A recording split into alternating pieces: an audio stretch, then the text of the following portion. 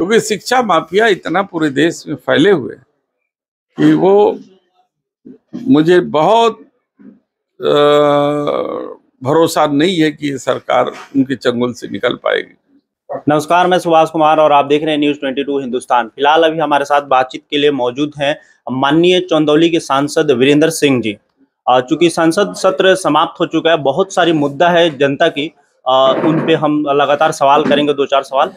सबसे पहला सवाल हमारा शिक्षा से रहेगा कि जो एक तमाम जगहों पे नाम बदले जा रहे हैं, एनसीईआरटी आधारित पुस्तकों को स्कूलों में मान्यता, ये आधारित शब्द कब हटेगा? यही हमारी मांग थी सदन के अंदर। हमको बोलने का अवसर नहीं दिया जा रहा था। मेरी मांग यही थी कि आप केवल एनसीईआरटी की किताब को ही कंपलसरी कर दीजिए। ये आधारित शब्द एक ऐसा व्यापक शब्द हो जाता है जिसके आधार पर शिक्षा माफिया अंदर घुस जाते हैं और गरीबों के लिए जीना मुश्किल कर देते हैं, उनके बच्चों के लिए किताबें महंगी कर देते हैं, उनके बच्चों के लिए शिक्षा महंगी कर देते हैं।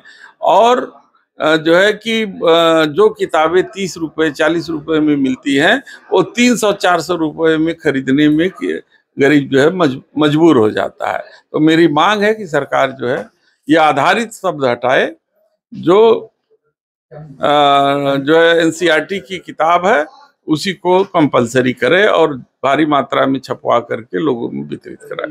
कहीं ना कहीं से एक शिक्षा में बहुत बड़ा बदलाव आएगा, गरीबों को बहुत सहूलियत में सस्ती किताबें निश्चित रूप से।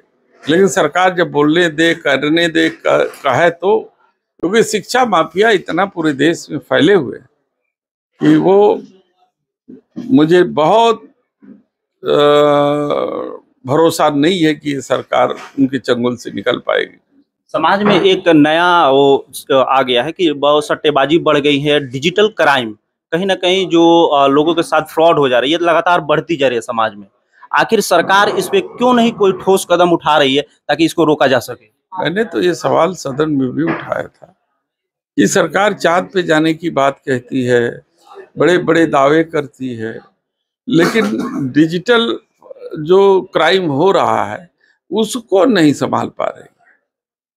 प्रतिदिन कई सैकड़ों ऐसे केस आते हैं, किसी को डिजिटल अरेस्ट कर लिया गया, किसी साइबर क्राइम हो गया, किसी के साथ धोखाधड़ी हो गई, किसी का अकाउंट हैक कर लिया गया। ये क्या हो रहा है? क्या हम तकनीकी रूप से इतने कमजोर हैं या सरकार गंभीर नहीं है? बैंक हमारे हैं, हमारे गरीबों के रखा हुआ सोना गिरवी चला जा रहा है, बैंक जो है वो हो जा रहे हैं, डिफॉल्टर हो जा रहे हैं। तो कहीं न कहीं गवर्नेंस में दिक्कत है और जिसकी आवाज अगर हम लोग उठाते हैं तो सदन में बोलने नहीं दिया जाता। वाराणसी में दिशा कमेटी के आप वाइस चेयरमैन हैं, क्यों नहीं यहाँ पे मीटिंग हो पा रही है? देखिए, ये माननीय प्रधानमंत्री जी हमारे चेयरमैन हैं। मैं समझ सकता हूँ कि उनको देश और विदेश में बहुत काम हो। दिशा कमेटी तो उनके लिए बहुत ज्यादा मायने नहीं रखता है, लेकिन फिर भी अगर वो आदेश कर दे तो उनकी जगह कोई दूसरा बैठ करके वो समीक्षा कर ले।